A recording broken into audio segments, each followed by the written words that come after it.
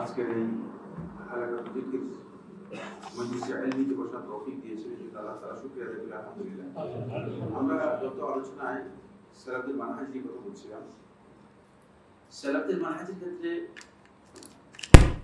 সবচেয়ে বড় যে কন্ট্রাডিকশন, যে কারণে মূলত সালাফদের মানহাজ আর খালাফদের মানহাজের পার্থক্য তৈরি হয়েছে। সালেহিনের মানহাজ এবং পরবর্তী যারা আছে পরবর্তীদের মানহাজের মধ্যে যেই কারণে বড় ধরনের গ্যাপ তৈরি হয়েছে, সেটি হচ্ছে মাসদারুত তালাক্কি, উৎসটা কি। আজকে শেষ যে আলোচনাটি সেটি হচ্ছে একটি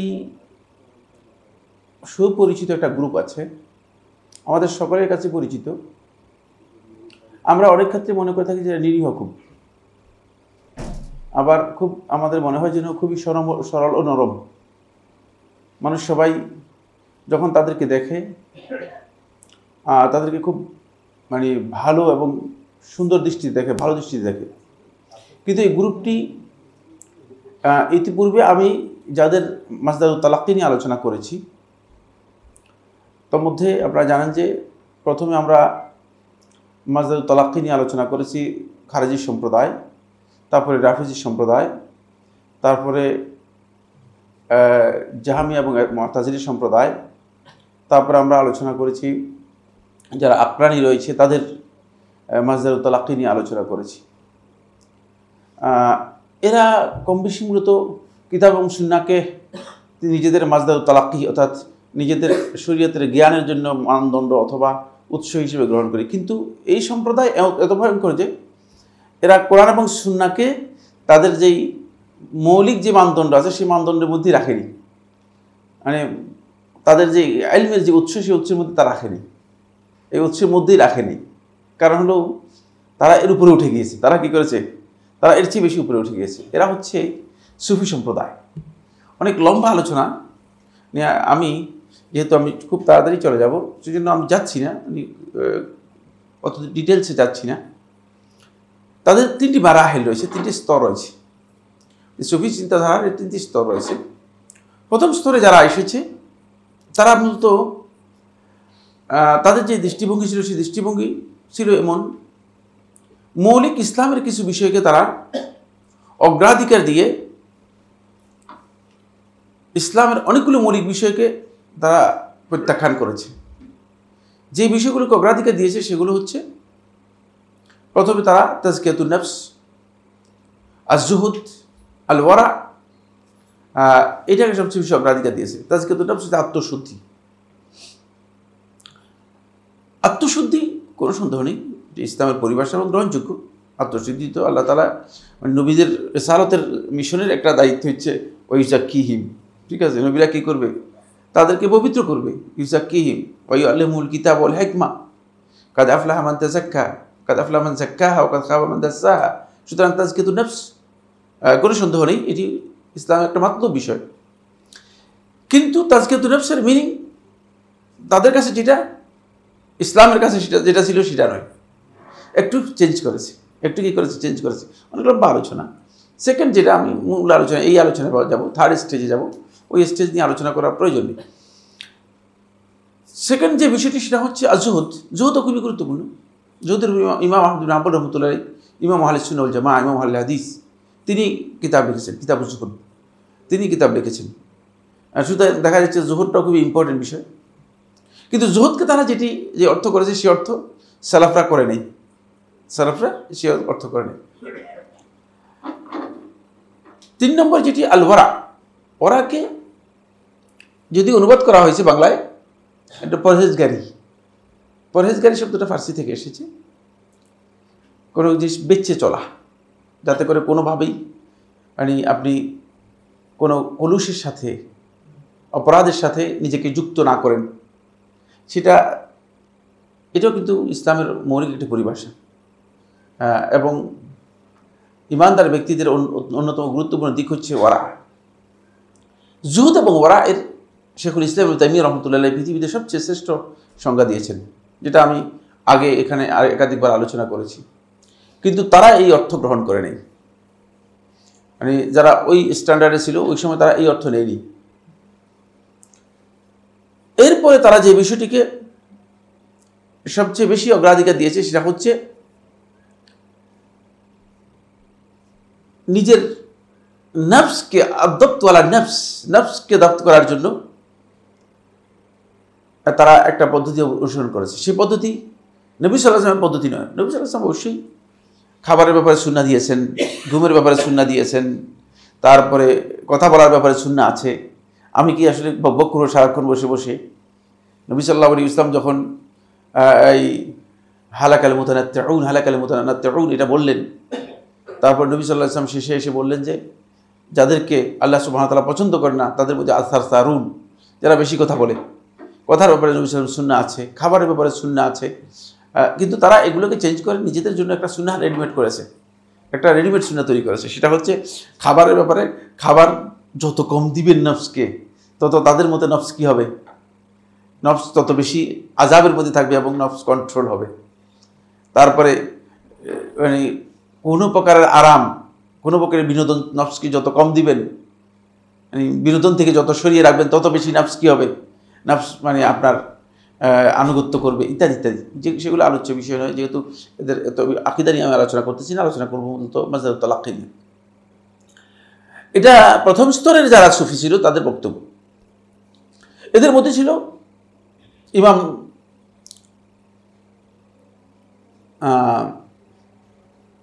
বুখারী রাহমাতুল্লাহ উস্তাদ একজন ছিলেন,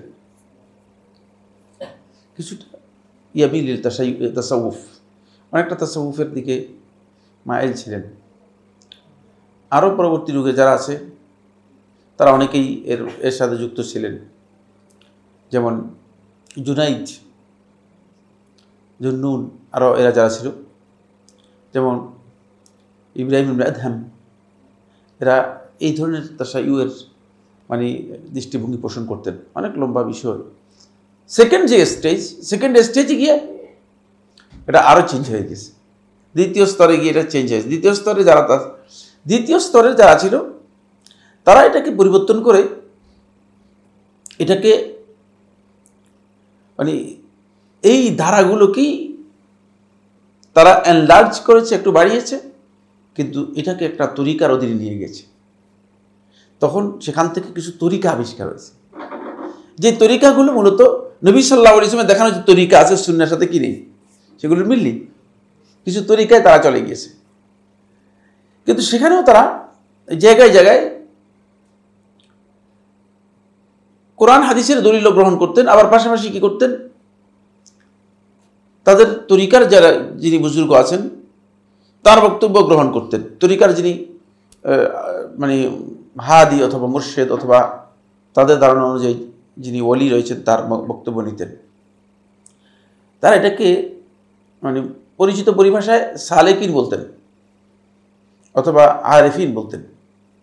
এই দুটি পরিভাষা তখনকার সময় পরিচিত ছিল, খুবই পরিচিত পরিভাষা ছিল, যেটা আমরা ইঙ্গিত পাই কিছুটা মানে পরবর্তী যুগের যে সমস্ত কিতাব লিখেছেন তাদের কিতাব থেকে।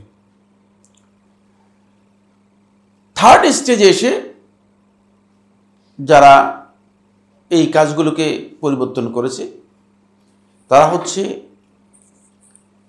তারা নিজেদের তরিকার জন্য কিছু মাসদার নির্দিষ্ট করে নিয়েছে, যে মাসদার শরীয়তের মাসদারের সাথে কোনো সম্পর্কই নেই।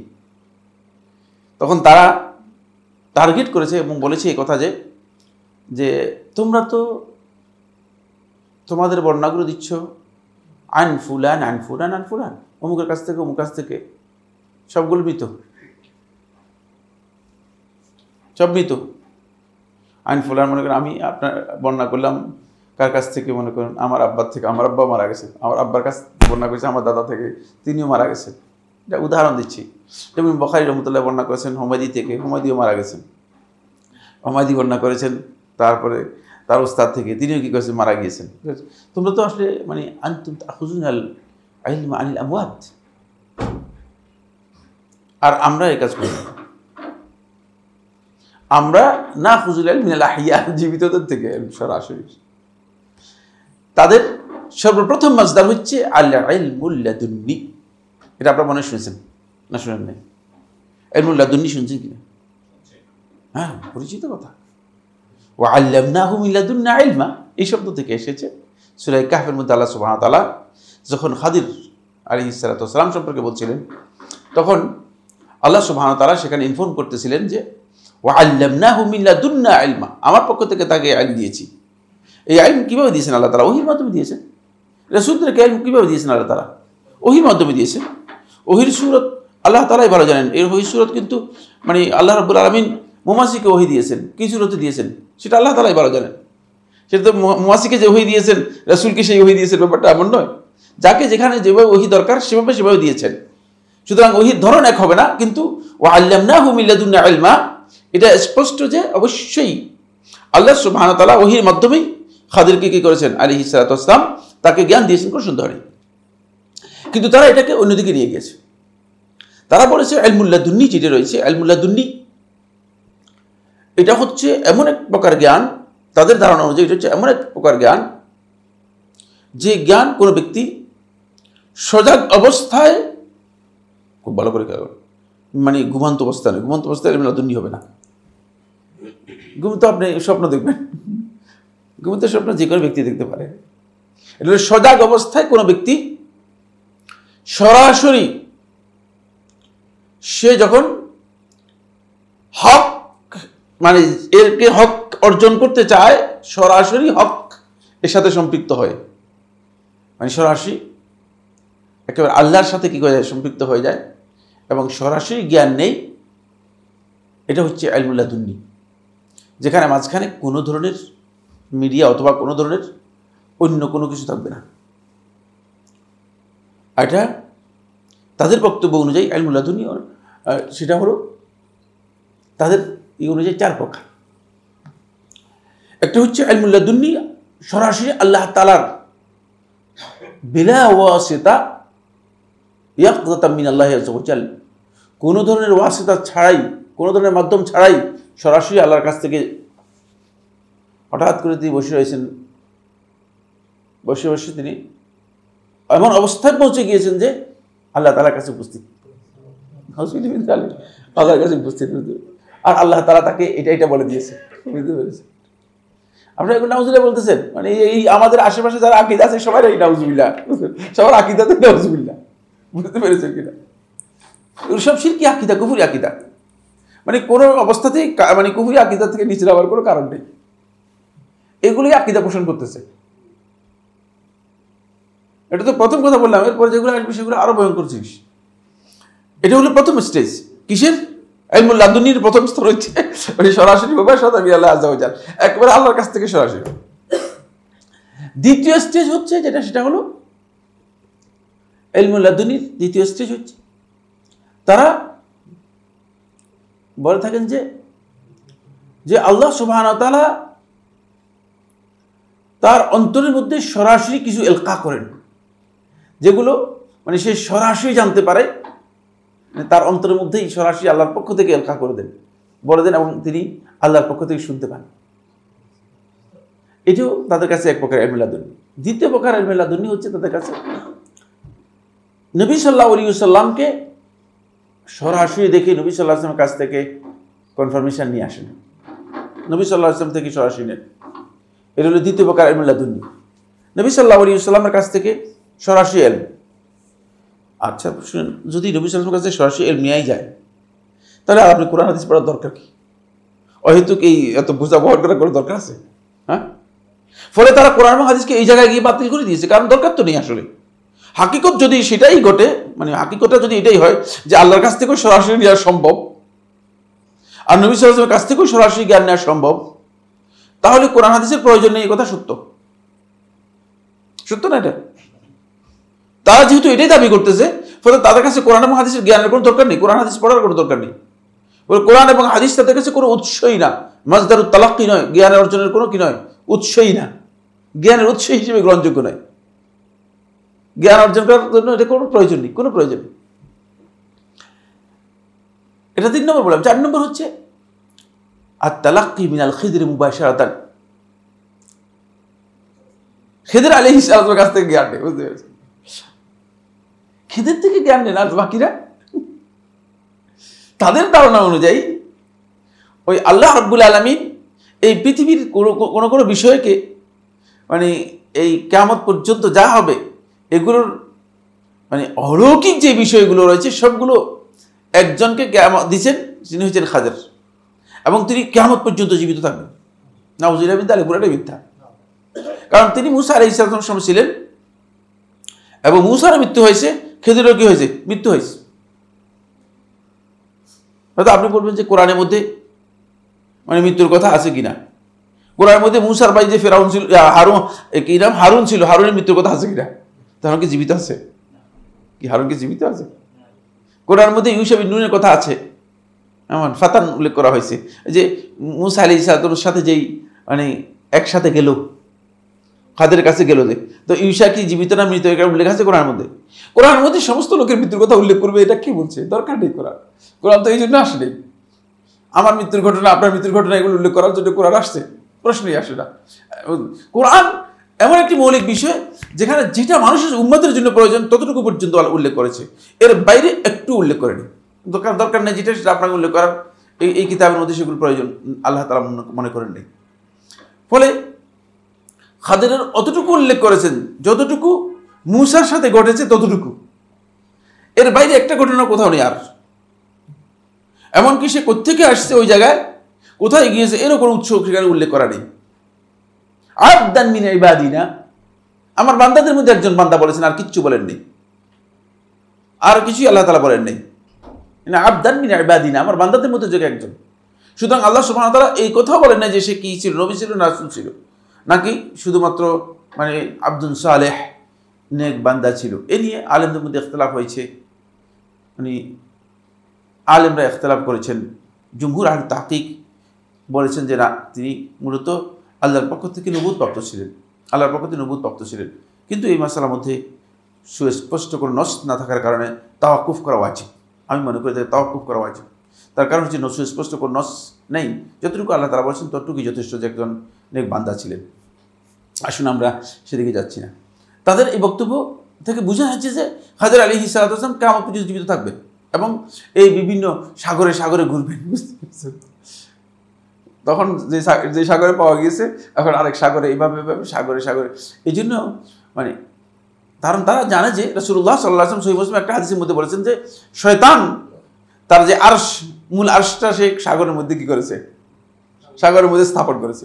মানে কারণ শয়তানের মূল স্টেজ কোথায়? মূল আরশটা কোন জায়গায়? সাগরের মধ্যে।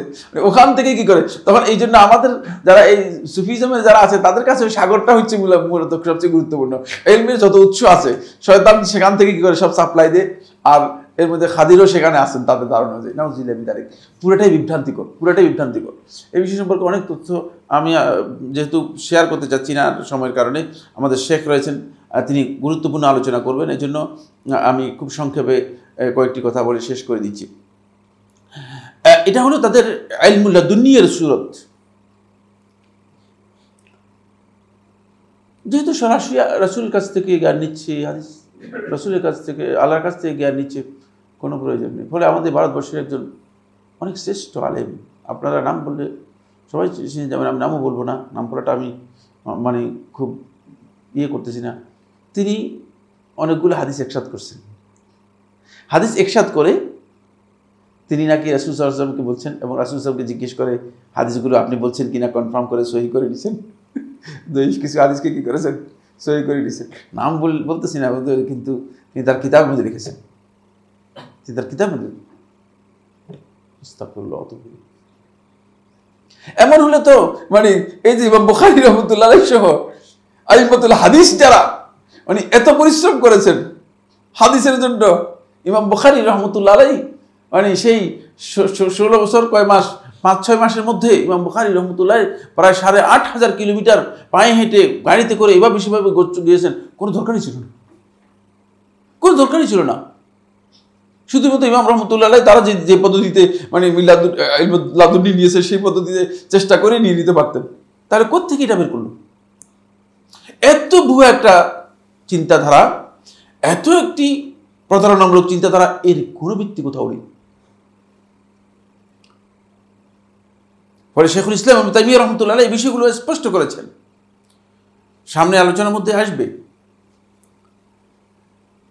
ইলমুল লাদুন্নি,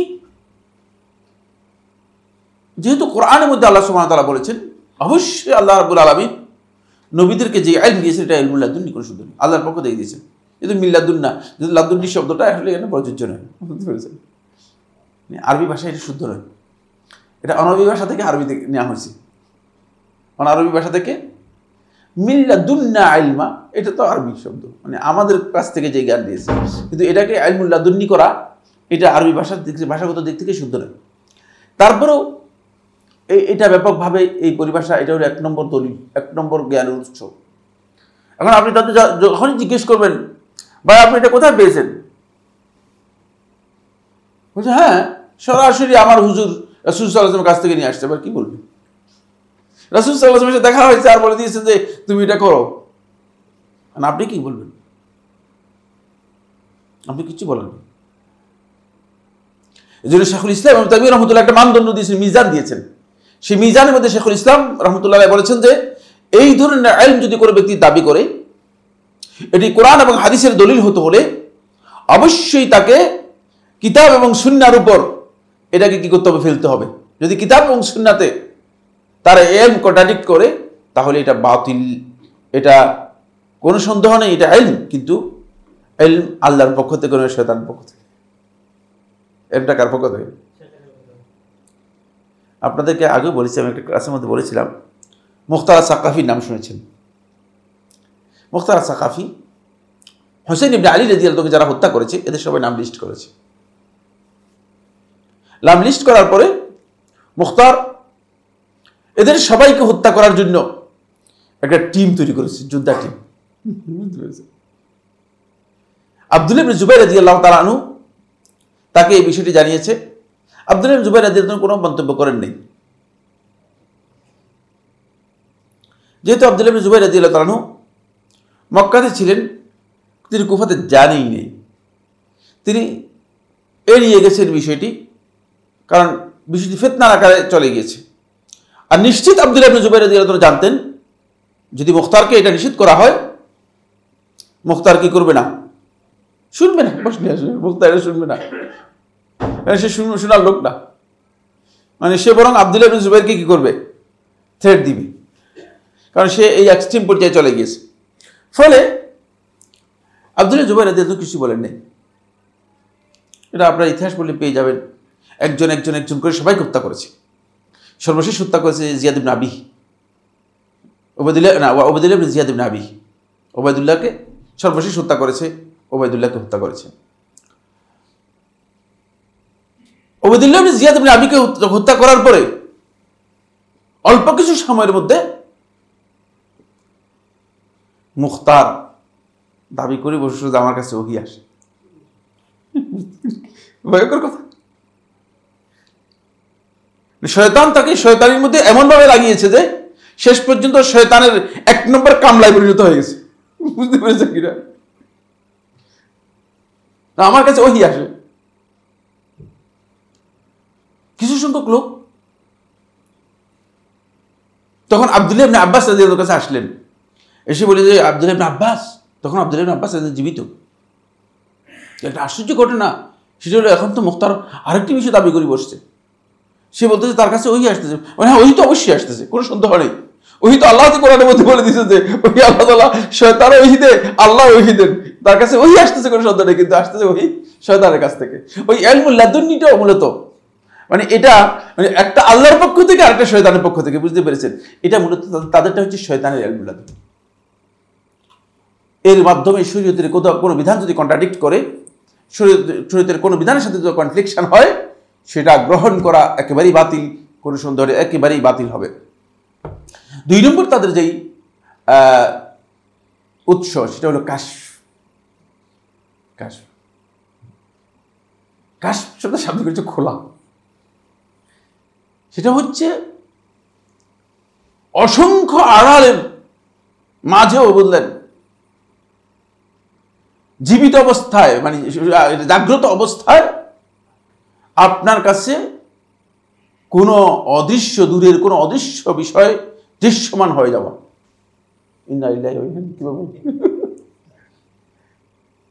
মানে আপনি এখানে বসেছেন, আমি বলে আমি আরশে আজিমে দেখতেছি আল্লাহ তাআলার সাথে।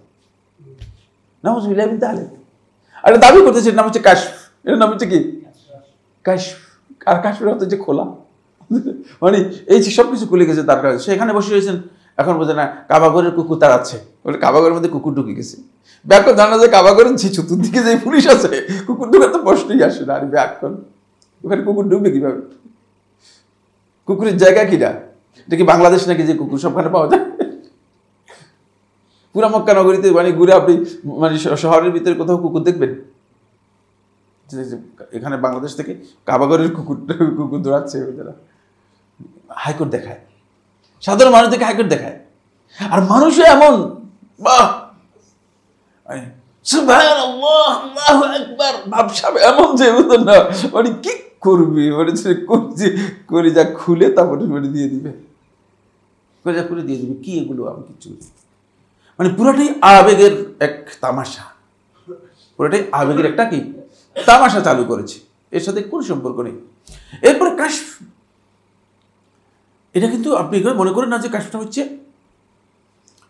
মানে চোখ বন্ধ করে ঘুমিয়ে গিয়ে, এটা নয়। তারা বলছে সরাসরি তারা চোখে দেখে না।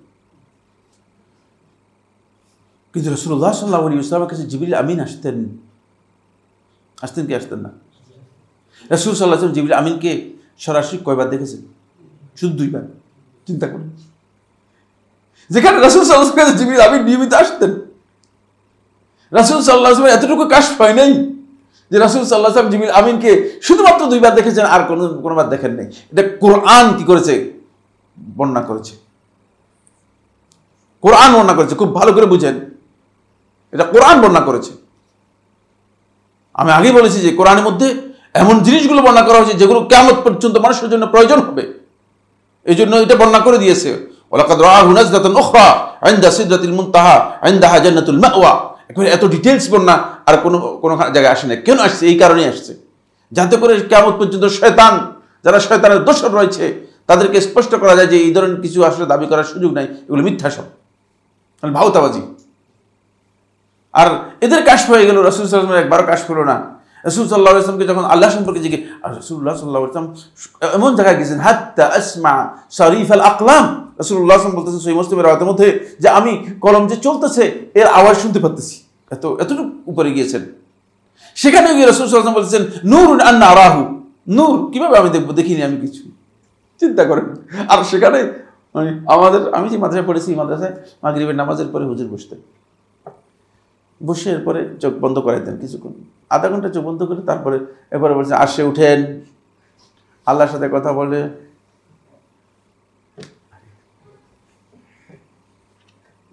কিচ্ছু বুঝি, এগুলো তো আসলে কি, এটা আমি নিজের চোখে আমি 6 বছর যে মাদ্রাসায় পড়েছি বুঝলেন না, এই মাদ্রাসার মধ্যে 6 বছরে দেখেছি এরকম অবস্থা।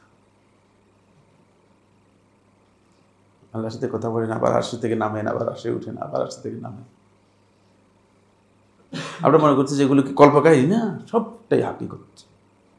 এই প্রতারণার কারণেই মানে আমাদের এই সমাজে যেখানে বলা হচ্ছে ইসলাম আছে, সেখানে আসলেই ইসলাম, হাকিকি ইসলাম আসে নাই। আর ইসলামের ইতিহাস সম্পর্কে না জানার কারণে এই অঞ্চলের মানুষগুলো এটাও দাবি করতেছে যে এখানে সুফিরা ইসলাম প্রচার করেছে। এটাও নাউজুবিল্লাহ, সুফিরা এখানে ইসলাম প্রচার করেনি। আপনি খুব ভালো করে খেয়াল করুন, মুহাম্মদ কাসিম আস-সাকাফি আসার আগে এই ভারতবর্ষের ইতিহাস যারা লিখেছে তারা এই কথা উল্লেখ করেছে, চট্টগ্রাম এবং এই যে মায়ানমার আরকান অঞ্চলে, এই অঞ্চলে মুসলিমরা হিজরি 2য় শতাব্দীর শুরুতে মুসলিমদের আগমন ঘটেছে, ঐতিহাসিকভাবে প্রমাণিত হয়েছে। আর মুহাম্মদ ইবনে কাসিম তো এসেছে তারপরে। এই যাদের কথা বলা হচ্ছে, যে সুফিদের কথা বলা হচ্ছে, এরা এসেছে বুঝলেন না অনেক পরে, বহু বছর পরে। আর সুফিরা ইসলাম প্রচার করেছে, এটা ব্যাপকভাবে মানে মানুষদেরকে প্রচার করেছে। সুফিরা ইসলাম প্রচার করার জন্য আসে না, সুফিরা এসেছে মূলত নিজেদের বক্ত তৈরি করার জন্য। সুফিরা ইসলাম প্রচার করার জন্য আসে না, সুফিরা এসেছে তাদের মানে সুফিজমের জন্য, সুফিজমের স্বার্থে এসেছে, বক্ত তৈরি করার জন্য এসেছে। আসুন, এই কাশফ যেটা, এটা তারা মনে করেছে যে এই কাশফটা তাহলে বোঝা গেল যে এটা এক ধরনের অনুশীলনের মাধ্যমে, চর্চার মাধ্যমে এমন এক পর্যায়ে পৌঁছে যে এটা অর্জন করা যায়। এমনকি হিন্দু, মুসলিম, খ্রিস্টান, বৌদ্ধ, মানে যে কোনো ব্যক্তি সেটা কি করতে পারে, অর্জন করতে পারে। কি বুঝলেন এখান থেকে? এখান থেকে বোঝা যাচ্ছে যে মানে এটি এমন একটা শয়তানের প্রজেক্ট, মানে শয়তান এমন একটা প্রজেক্ট দিয়েছে যে প্রজেক্টের মাধ্যমে শয়তান লোকটাকে এমন এক পর্যায়ে নিয়ে যায়, সামনে এগুলো আরো আসবে আর আসবে, বুঝলেন না? আমার আর সময় নেই, আমি যেতে হবে ডিওএইচএস, আমার প্রোগ্রাম রয়েছে। এই যে আমাদের শেখ, মানে শেখের সামনে বুঝলেন না কথা বলছি, মানে নিজের কাছে একটু ইয়ে লাগতেছে যে অনেক আলোচনার জন্য আমি ইয়ে করেছি যাতে করে সময়টা নষ্ট না হয়। তারা বলতেছে যে এমনভাবে শয়তান এটাকে তৈরি করেছে যে যে আপনি দেখতে পাচ্ছেন যে এখান থেকে মনে হয় যেন আপনি মুম্বাইতে আছেন, ঘুরতেছেন, মানে হোটেলেও খাচ্ছেন, খাবারই খাচ্ছেন। এটা মূলত অনেক আলেমরাই এটা বলতেছে। এখন 4-5 জন, আপনারা ফেসবুকে যাবেন, 6 জন লিস্টই আছে ফেসবুকে। এরা সবাই বলছে যে তাদের সাথে জিন আছে, বলছে কিনা? জিনেরা তাকে দাওয়াত দিচ্ছে, জিনেরা তাকে মেহমানদারি করতেছে। এরা মূলত জিনদের সাথে ইত্তিসাল করে, জিনদের সাথে সম্পর্ক তৈরি করে একটা কমিউনিকেশনের মাধ্যমে মানে শয়তানি এজেন্ডা, বুঝলেন না, নিজেদের মধ্যে নিয়ে আসতেছে।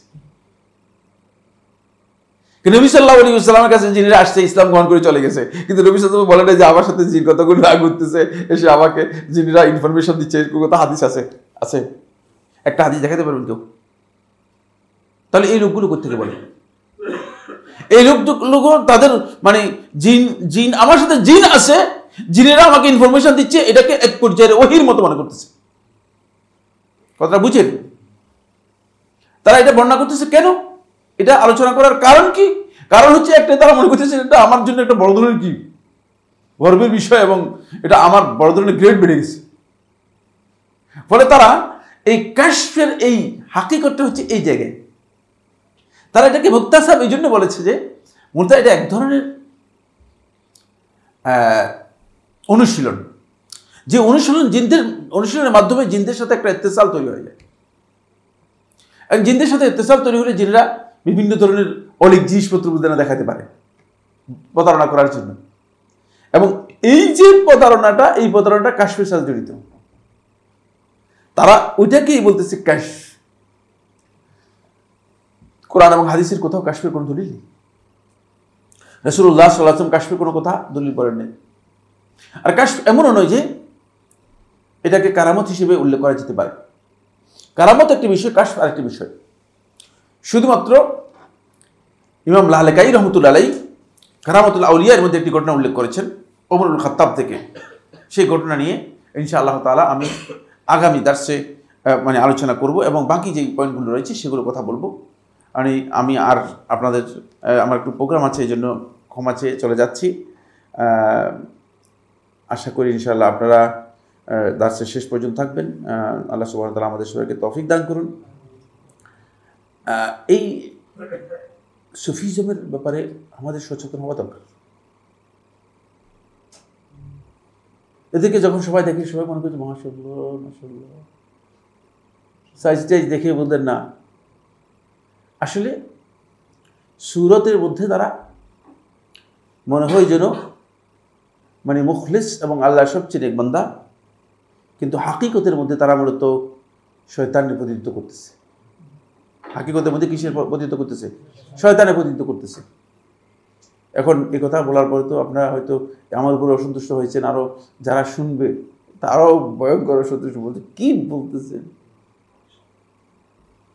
কি বলতেছেন মসজিদের ব্যাপারে এই কথা বলতেছে। কারণ তারা এত কিছু দেখাই ফেলতেছে। এগুলো দেখানো সম্ভব, কিন্তু কোরআন এবং হাদিসের অনুসরণ করানো সম্ভব নয়। কারণ যেহেতু কোরআন এবং হাদিসকে দলিল হিসেবে নিয়েই নেই, বুঝতে পেরেছেন? হাযা সুবহানাকাল্লাহুম্মা ওয়া বিহামদিকা আশহাদু আল্লা ইলাহা ইল্লা আনতা আস্তাগফিরুকা ওয়া আতুবু ইলাইক।